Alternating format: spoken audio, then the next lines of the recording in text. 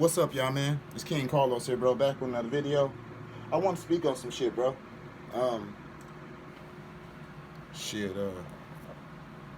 First of all, I ought to know, literally, bro. After last night, my dog had fucking attacked another dog when I made that video last night on Dirk. I had to go fucking get her and dig her teeth out this damn dog, bro. That shit sucked ass, man. That's some Neosporin on that one. I got that one right there. There's like a few of them, bro. My hand is like fucked. I got it like right here with my fucking skin is peeling off. It was like, that shit was annoying. But I want to speak on some shit, bro. Watching this Say Cheese interview. He interviewed Charleston White, which he does a lot. My whole thing with it, though, the only issue I have with it is he always asks him about some bullshit. Like Charleston White will bring up the youth shit, the fact that he works with kids, and he'll bring up the fact that, he's an activist. That's like, I noticed that's his, like, excuse for him to just ritter all this bullshit rhetoric out his mouth. And so when someone calls him out on the bullshit rhetoric, which he's saying, which a lot of his bullshit, he can say, well, oh, look at these things that I do. And since that's concrete, I could just throw all this wet paint bullshit out that means nothing and stand on nothing, just out there and just let it go crazy and clout chase, which is all he do, bro. He says the craziest shit he can. He literally thinks of the most offensive, craziest shit he can say because he knows you got these platforms like Sean Cotton that love displaying ignorance in black people because he's a culture vulture. And what I mean by that is Sean Cotton is black, but Sean Cotton is smarter than all the people he interviews, bro. He knows exactly the traps and exactly the kind of problems that his interviews are going to have on people. Sometimes Vlad do too in that way, and that's what makes him a culture vulture, guys. A culture vulture is not really so much, it is race, but it's really based on, it's a mental thing. It's how DJ Academics is like a culture vulture in the way that he's way too smart, bro. He's way too intelligent to act dumb in the way that he doesn't know the shit he's putting out in the after effects of it. He doesn't know that, he's too smart to not know that him making fun of people in Chicago dying wasn't going to lead to, or him spreading out the culture of Chicago wasn't going to lead to people copying Chicago and shit like that. Like, he could play dumb like he didn't know. He knew. Well, I ain't going to say he thought that far ahead, but he knew the kind of problems and he knew the kind of attention it would garner. He knows that when he has 6ix9ine on there and he asks 6ix9ine about King Von, knowing King Von is dead, knowing he's going to say King Von can rest in peace, he already knows he's going to say that. It's not, and he acts shocked, but he did it for shock value. He wanted the attention. He's smarter than a lot of people that watch him. He's much smarter than the image that he puts out to people. That's what makes him a culture vulture, right? And Sean Cotton is too in that way, in the way that it's not all the time. I'm not gonna call him 24/7 because you can't be a culture boy 24/7. To me, he's just culture vulture. It's things you do because they both do a lot of good. Like, I enjoy Vlad interviews, which I'm gonna speak on here. Why I enjoy Vlad interviews, because I feel like Vlad keeps a lot of these niggas honest, because a lot of these niggas got that old school nigga Jim Crow blood in them. And what I mean that is they still scared of white people and they still get very honest, very real around white people. For example, speaking on Charleston White, I remember like a big thing of his was I killed a white man. You know, the reason I can talk where I can talk and y'all can't talk like that is because y'all never killed nobody white. But when you went on Vlad TV, you perfectly explained that you never shot anybody. Your friend shot somebody and you were just with them and you laughed and y'all drove off. And you got 7 years because you didn't kill nobody. 7 years is not something you would get for murder, especially murdering somebody white back then, which makes sense. So you exposed yourself that you were lying. You were using that as a point to make yourself look credible, which is, it doesn't mean, and let me explain something too, bro. You killed a random white dude that y'all robbed. It's not like you killed a supremacist or you killed a motherfucker that came up on you and called y'all nigger. You ain't killed nobody like in the movie A Time to Die with Samuel Jackson and Matthew McConaughey, like them dudes that raped his little girl. Remember the Klansmen, or that Klansman that told them boys that called them the N-word, and then they threw that Molotov and set them on fire. You ain't do no shit like that, bro. You just was with somebody when they killed somebody, but you've been lying this whole time on these black platforms because you feel comfortable lying to your own people. But when you get around that white man, you got that old school Jim Crow blood where you're gonna be very honest. You're very calm. I don't see you yelling as much. You're very inside. You're very out of that crazy ass character, and you're very much the Charleston White. That's the activist that we seen talking about Goyeo on the news a few years ago when he went and performed at that school. But the main reason I'm making this video, bro, is because the OG Percy shit and the shit he exposed about OG Percy, I think 2 days ago.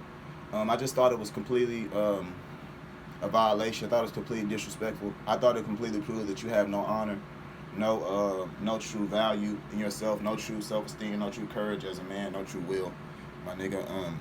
Nothing true about yourself, bro. Standing. You probably don't come from the bottom like you say. You probably lied about that. I mean, I'm not saying the things you said were a lifestyle that like everybody wants to live, bro. But people, life is hard, my nigga. We all have to do what we have to do. The fact that that man's still living, and I watch OG Percy a lot, is somebody who still make it out here, who's still living, bro. Doing what the shit he went through. So many of us, not even the gangbang, just so many young men died 18, 19, 20 years old. So as an older black man, I don't care what you doing, bro. If you still here, you getting how you live, my nigga. I'm not gonna judge you on that, but he puts out a lot of good information, bro. I enjoy the stories he likes. And I feel like if you don't enjoy the information, if you don't like the stories that people put out, why would you watch that shit and watch it enough to form a negative opinion about it? Just don't watch it at all. Charleston White, like, I don't watch him just to form a negative opinion, because some of the shit he says, like the Chinese shit, a lot of that shit he was on point about. A lot of it he was getting kind of out of there with the name calling and shit like that. But most of the time it's rhetoric. And most of the time but on the OG Percy thing, the reason I clicked on that video is because I watch OG Percy videos. So I was like, oh, he's speaking. And I remember, I thought that they were on good terms, but I see Charleston White went back up on another rant and was just like, oh, fuck you and fuck everything you do, because he see the views went down on that video piece, so he took it back to where he can start getting money because he's a clout chaser and that's what he's going to do. And it sucked up because I can see what happened. He was actually on a good move at first, but what Charleston White realized is you don't get no money doing the right thing, which you don't. You're just doing the right thing, bro, and that's just what you need to be doing it for, to do the right thing. You don't need to be doing it for compensation or an incentive or something like that, because that's usually not how it goes. So you start fucking up and just saying crazy shit, clout chasing, and being the same motherfucker that you talk about. For example, the way you talked about Percy, when you said he smokes on camera with guns, well, you do the same exact thing. Every time somebody brings up not violence, talking to violence about you through a phone, because nobody has ever ran up on you in person, which I've seen yet. It's all been through these devices. You can't touch nobody through these devices, no matter how much you yell, no matter how angry you get. You can get so mad that you have a goddamn aneurysm and die. Nobody through the device will feel it. So, when people even bring up hurting you on that, you quick to show out, bring your gun out, and you smoke a weed all the time on camera, which I don't mind. I smoke weed too. I'm not trying to say that. I'm just saying you're talking. You're putting. See, you were demonizing those characteristics like those are not characteristics you have yourself, and that's what I was saying. Now the thing they talked about his mom and shit like that. The reason I said that was out there is because that's that self-snitching shit. This is what I'm talking about. And it's bitch made. Anytime you put some shit out there that nobody would have known unless you say something, it's bitch made. Just let shit come out to come out. Which that's his lifestyle. That's the way he lives. Why would that come out? Dude ain't did nothing to nobody. He just walking around. I don't understand it, bro. All you do is cause problems and shit, and you realize that causing problems, the negativity is where the views and where the money is. So now you just do that and go on to that. And then on top of that, you a hypocrite. Like, I don't, like, half the shit you say, it's hard to believe anything you say. Because you'll say some shit and you'll go right on one of these white platforms and you'll reveal that you're just a liar. Or you'll say some shit and then you'll get in a video and you'll do the same shit that you talk about other people doing. Like, you talked about rappers that day, nigga. You smoke weed in videos just like rappers with guns and shit, waving around guns. You point guns at the fucking camera, blowing smoke all at the camera with your blunt and shit, my nigga. Talk about how you getting money, how you getting pussy and shit like that. Talking about how you, like, you're no different than a rapper. You're no different than a rapper. You just don't make music yet.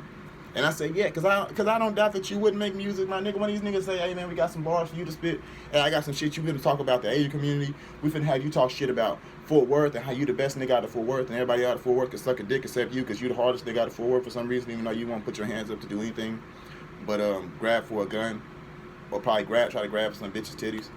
But I don't get it, my nigga. Like, I don't understand it, bro. Straight negativity, straight death. I'm sorry, guys. I didn't mean to drop that. All the dude want is negativity, bro. You'll say you'll say like 3 positive things, and then the rest will just be some negative shit, some shit for you to stir up controversy, some shit for you to make motherfuckers mad. Bro, I've said this before. A lot of people don't like I told you with the Asian video, that's the one video where I say, all right, he's speaking truth, bro. That's true. That's something that's not talked about. There's a lot of hatred from the Asian community that happens to the black community, my nigga. But you saying fuck Asian people and calling them names that the white man made and stuff like that, because you know it's offensive and you know it will hurt their feelings and shit like that, and you know it'll be more viral when people see it, and people will there'll be more views, so you can get more money. That's despicable, bro. I don't understand it.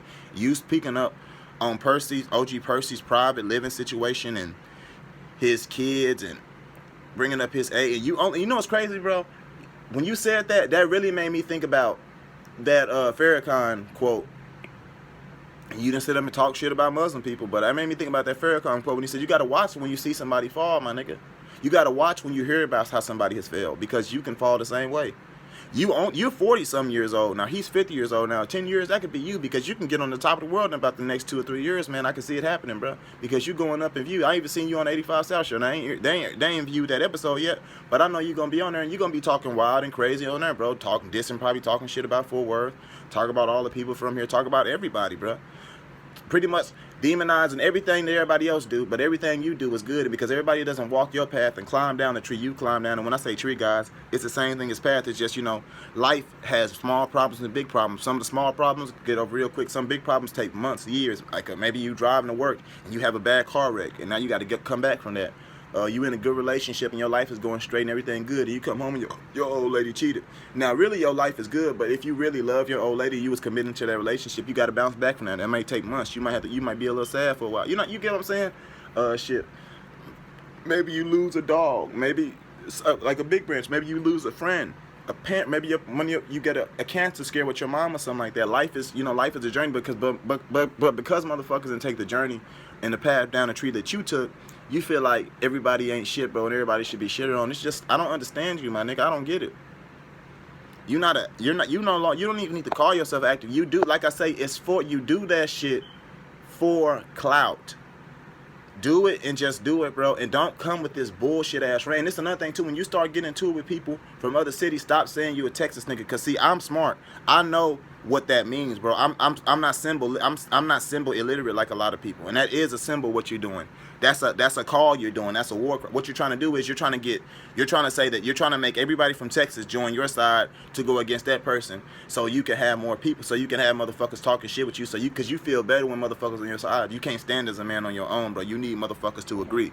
Like when you get into these chat rooms, as soon as you see motherfuckers disagreeing with you, you don't even just make a video. You just start saying fuck everybody in the chat. You start looking at people's names. You want to show off your house and talk about how your life is better than theirs. Like, they taught you when Bosco 100. That one shocked me again, bro. When I seen you crying, when I seen you actually start crying, the Bosco 100, because that's what happened, bro. He got so angry he started crying, and that's really an emotional man.